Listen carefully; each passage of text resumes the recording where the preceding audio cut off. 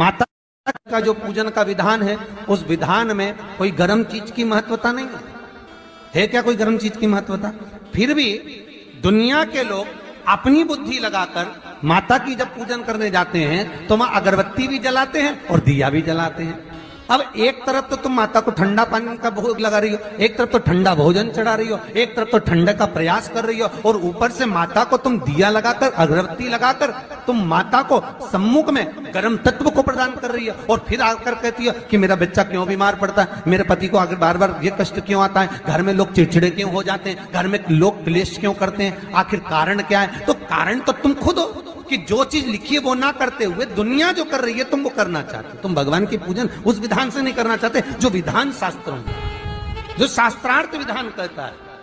महाराज, शीतला माता की पूजन में कहीं ऐसा लिखा है कि तुम दिया लगाना, अगरबत्ती लगाना? शीतला माता की पूजन में लिखा है एक लोटा पानी लेना, उस जल में पुष्प आदि लेकर माता को ठंडा भोजन का सुंदर भाव से माता का स्नान कराकर पूजन करना, अर्चना करना, कुंकू चावल रोली मोली जो चढ़ा सकते हो, चुनड़ी वस्त्र आदि जो चढ़ाना हो चढ़ाओ, पर यह नहीं लिखा कि तुम दिया भी लगाना कि अगरबत्ती भी लगाना, क्योंकि गर्म तत्व वहां चाहिए। माता वो शीतल है, शीतला। और अगर तुम दिया लगा भी रहे हो, मान लो दिया अगर तुम लगा भी रहे हो तो उसके सम्मुख ना लगे, उससे दूर, बहुत दूर। ठंडे समय में, शीतल समय में शीतला माता ने ये नहीं किया कि रोटी बना के उठो और थाली लेके लाइन में लग जाओ। तुम देखना शीतला माता की पूजन करने लोग जाते ना शीतला सप्तमी, शीतला अष्टमी पे, बस 11 बजे तक तो रोटी बनाती रहेगी, सामान बनाती रहेगी, 1-1.5 घंटा में ठंडा हुआ, 12:30 बजे उठ के सीधे लाइन में लग जाएगी, जल्दी से पूजन करके सो जाऊंगी, काम खत्म। शीतला माता ने भी सोच लिया बस तूने मुझे बेवकूफ बनाया, अब रुक जा तू। 11 बजे तक भोजन बनाया, 10 बजे तक भोजन बनाया, 1 बजे रात को लाइन में लग गई पूजन करने के लिए। 1 बजे रात को न जाने किसने पहला दी कि 1 बजे रात को लग जाओ लाइन में, सुबह तक पूजन करके अपने घर आ जाओ, फिर आराम से आके सो जाओ। अब इतनी जल्दी क्या है भगवान के पूजन की? माँ की पूजन करने जा रहे हो, माता से लाड़ लड़ाने जा रहे हो, अपनी माता से अपने दिल की बात कहने के लिए जा रहे हो, अपने स्नेह की बात कहने के लिए जा रहे हो, तो धीरे धीरे प्रेमवश आनंद से माता की आराधना शीतल समय में, ठंडे समय में। ठंडे समय का मतलब है भीतर से ठंडे होकर, अपने भीतर से ठंडे होकर। अब अपने भीतर तो ठंडा ही है ही नहीं ना, जल्दी जल्दी चलो, और आधी बहुत पतली खुशी है, और ये कितना बड़ा कपड़ा थाली पे ढाक ढुका के लाइन में खड़ी है शीतला माता। शीतला माता, या हाथ में लोटा या हाथ में थाली, और इतनी देर में पड़ोसन निकल के बाजू में से जा रही थी और लोटा थोड़ा सा ढुल गया। अब यहां शीतला माता की पूजन करनी आई और ये हो गई चंद्र घंटा, लोटा जरा सा ही पानी का झलका, देख के नहीं चल सकती। ठंडा भोजन हाथ में, लोटा ठंडा पानी का, और अंदर अग्नि। शीतला माता भी कह रही इसको अजान दो पहले, इसको क्या मतलब? भीतर से शीतल हुई है, भीतर से ठंडे हुई है चित्त, वृत्ति, मन। जब भीतर से शीतल होगा, ठंडा होगा, तो मेरी शीतला माता, तुमने पूजन करा ना करा, मेरी शीतला माता प्रसन्न हो जाएगी। बस भीष्म भूमि पर गिरा, और भूमि पर गिरने के कारण उससे एक वृक्ष उत्पन्न हुआ जो नीम का वृक्ष कहलाता, नेवाड़ी का वृक्ष कहलाता। इसलिए साउथ में, दक्षिण में नीम के वृक्ष को स्वयं देवी का प्रतिबिंब माना जाता है। नीम के वृक्ष को स्वयं माता का प्रागट्य उत्सव माना जाता है। नीम के वृक्ष को स्वयं देवी का भाव वर्णित किया जाता है।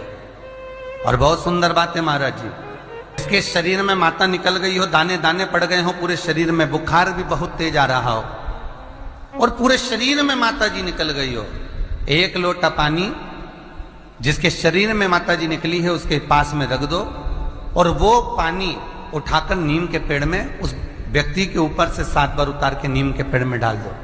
3 दिन के अंदर उसकी माता जो शरीर में निकली हुई है, दाने दाने पड़े हुए हैं, जो बुखार बहुत तेज आ रहा है, उसमें धीरे धीरे आराम मिलना प्रारंभ हो जाता है।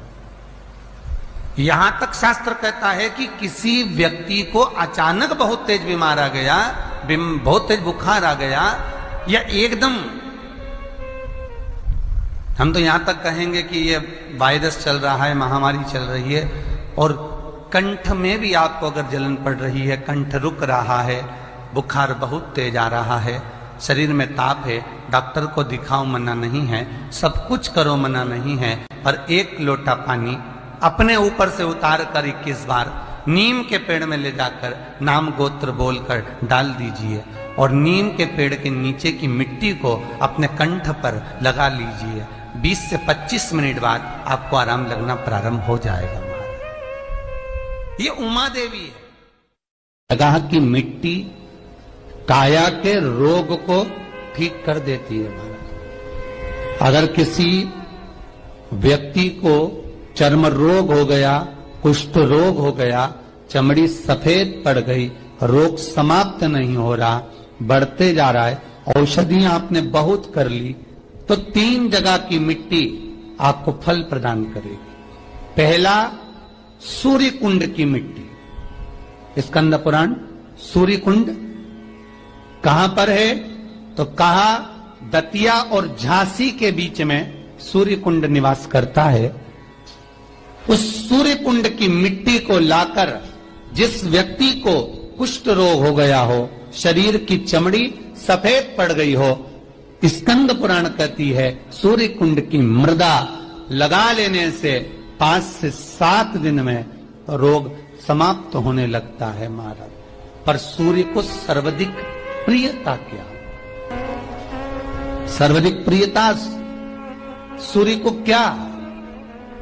क्योंकि सूर्य तपता है, तो उस तपन को मिटाने के लिए सूर्य देवता के शरीर पर गाय का घृत मला जाता है। जैसे शनि को तेल लगाया जाता है, सूर्य को घृत मला जाता है। इसलिए सूर्य कुंड का एक नियम है कि सूर्य कुंड पर से अगर हम मिट्टी लेकर आते हैं, शरीर पर लगाने के बाद जब शरीर का चर्म रोग समाप्त हो जाए, सफेद चमड़ी अपने वापिस रंग में आ जाए, तब आप जितनी कामना कर कर आते हैं उतना घी उस सूर्य कुंड के पास में डालना पड़ता है। 1 किलो, 2 किलो, आधा किलो, 250 ग्राम, 25 ग्राम, 50 ग्राम, जो आपने कामना करी है उतना चढ़ाना पड़ता। पर वो घी गाय का होना चाहिए, और उस घी का प्रयोग कोई नहीं कर सकता। इसलिए आज भी स्कंद पुराण में तो केवल सूर्य कुंड का वर्णन है, घृत का वर्णन है, पर स्थान आज भी झांसी और दतिया के बीच में जो सूर्य कुंड विराजमान है, आज भी वहां पर कुंड के पास में एक घी का कुआं है जिसमें घी डाला जाता है, पर उस घी का प्रयोग कोई दुनिया का व्यक्ति नहीं कर सकता। जो करता है वो शरीर में फपोले पड़ जाते हैं और बाद में सड़कर मर जाता है, पर गंध नहीं, घृत। 3 जगह की मृदा जीव को सुख का अनुभव कराती है। पहला सूर्य कुंड महाराज। दूसरा वर्णन करा है, जिस स्थान पर गौ माता को बांधा गया हो और गाय अपने बछड़े को, बछिया को जन्म देती हो, उस स्थान पर उसकी मिट्टी, उसकी मृदा, उस जगह की रज, जब मकान का मुहूर्त होता है, दुकान खोली जाती है, दुकान बनाई जाती है, दुकान में कोई अग्नि का प्रवेश हो, उससे पहले जहां पर गाय ने अपने बछड़े को जन्म दिया हो, बच्चे को जन्म दिया हो, उस स्थान की मिट्टी उस भूमि पर लेपन कर दी जाए तो जिंदगी में कभी संपदा की कमी नहीं हो सकती महाराज। ये दूसरी मृदा स्कंद पुराण वर्णन करती है, धेनु मानस वर्णन करती। दूसरी गीता प्रेस गोरखपुर का गोअंक वर्णन करता है। जहां पर गौ माता बंदी हो, जहां पर गौ माता नित्य स्मरण करती हो और गाय के बच्चों का जन्म होता हो। श्री शिवाय नमस्तुभ्यम, श्री शिवाय नमस्तुभ्यम। आइए दर्शकों, आज जानते हैं, आज गुरुजी ने बताए हैं जो शीतला सप्तमी या शीतला अष्टमी की पूजा में जो आप लोग गलती करते हैं, दिया लगा देते हैं, अगरबत्ती लगा देते हैं, तो ये सब आप लोग नहीं लगाइएगा, क्योंकि शीतला माता शीतल रूप में आई है, इसीलिए उनको ठंडा चीज़ का प्रयोग करें। जैसे में जल चढ़ाए, ठंडी चीज़ चढ़ाए, तो इससे शीतला माता प्रसन्न होती है और भक्तों के ऊपर अपने आशीर्वाद बनाए रखते हैं। तो यह उपाय आप लोग ज़रूर करें और श्री शिवाय नमस्तुभ्यम ज़रूर बोले। गुरु जी ने बताते हैं कि श्री शिवाय नमस्तुभ्यम बोलने से 1000 अश्वमेघ यज्ञ का फल प्राप्त होता है। तो एक बार प्रेम से बोलिए श्री शिवाय नमस्तुभ्यम, श्री शिवाय नमस्तुभ्यम। हर हर महादेव।